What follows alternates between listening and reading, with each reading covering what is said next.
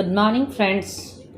Today I am going to teach you a very beautiful romantic poem, The Marriage of True Minds, which is written by the greatest English poet, William Shakespeare. He was not only a greatest poet but also a great dramatist of English language. He was born in a village of England on 23rd April 1564. Financial condition of his father was too bad, so he had to leave his school at the age of 13 only.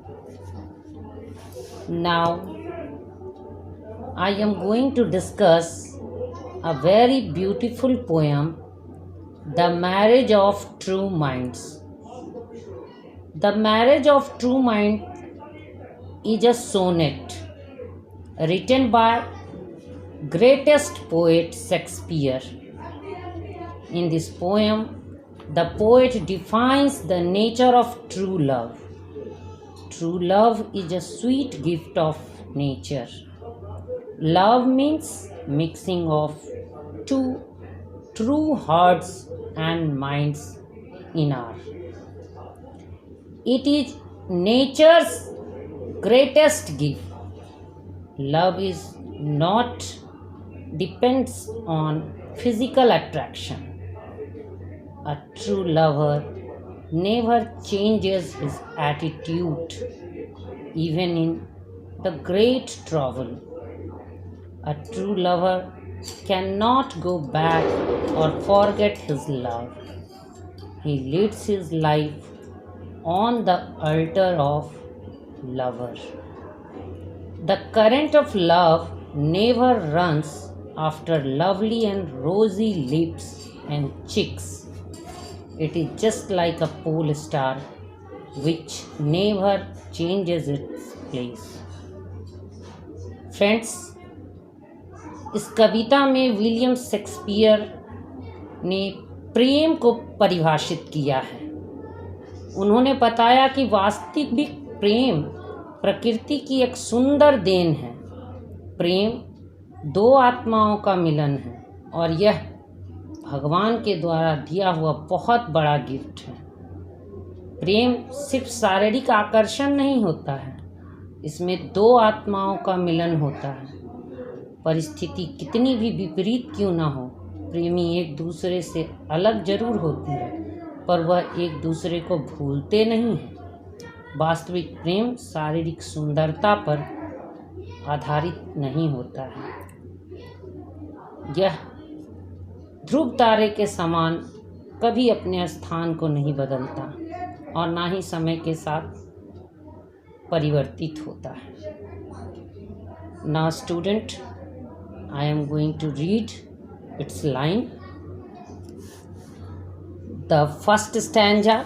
Let me not to the marriage of true minds admit impediments. Love is not love which alters when it alteration finds, or bends with the remover to remove.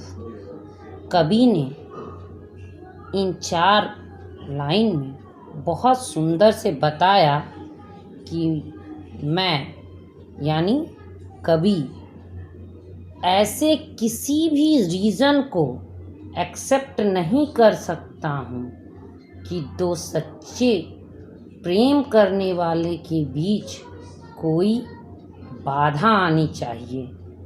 Admit मतलब स्वीकार, impediment मतलब बाधा।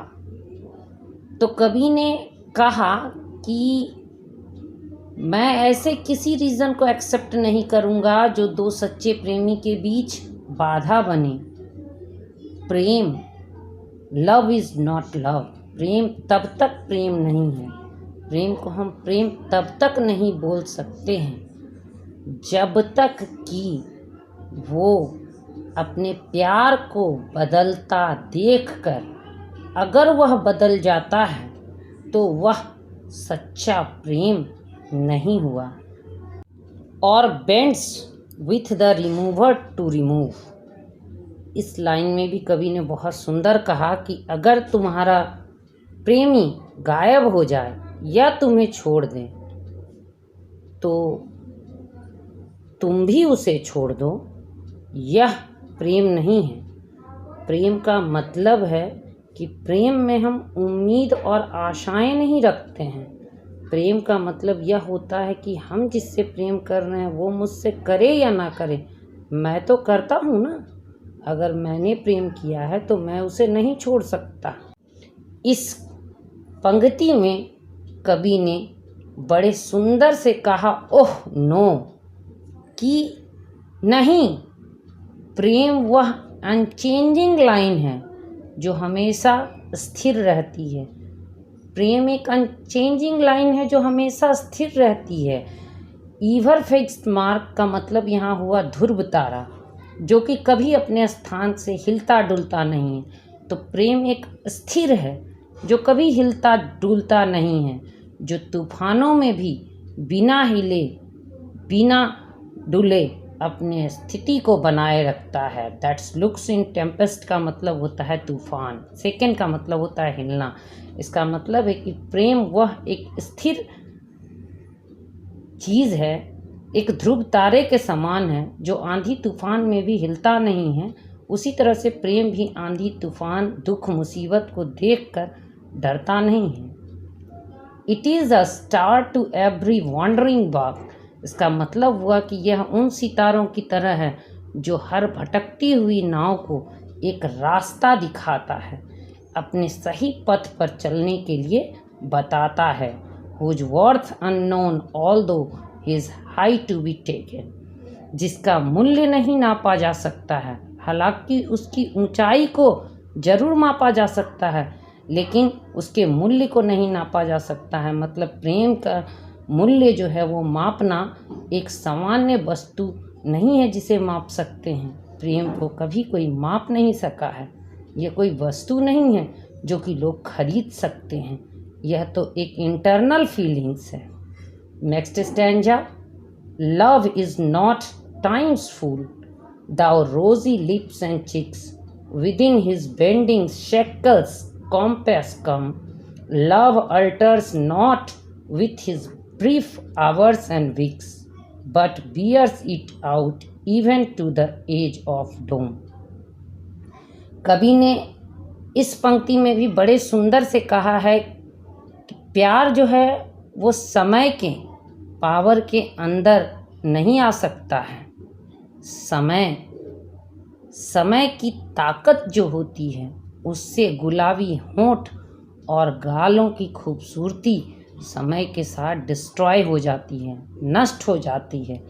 पर love alters not with brief hours and weeks, मतलब हुआ कि प्रेम नहीं बदलता है, चाहे घंटे बदल जाए, चाहे सप्ताह बदल जाए, लेकिन प्रेम जो है वह कभी नहीं बदलता है। But bears it out even the edge of doom. Bears it out का मतलब होता है टिका रहना, डूम का मतलब होता है कयामत, यानी प्रेम कयामत तक टिका रहता है।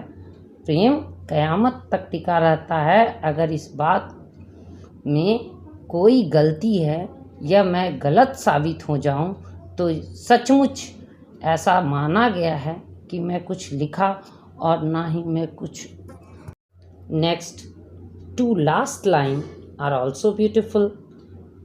It this be error and upon me proved, I never right nor no man ever loved।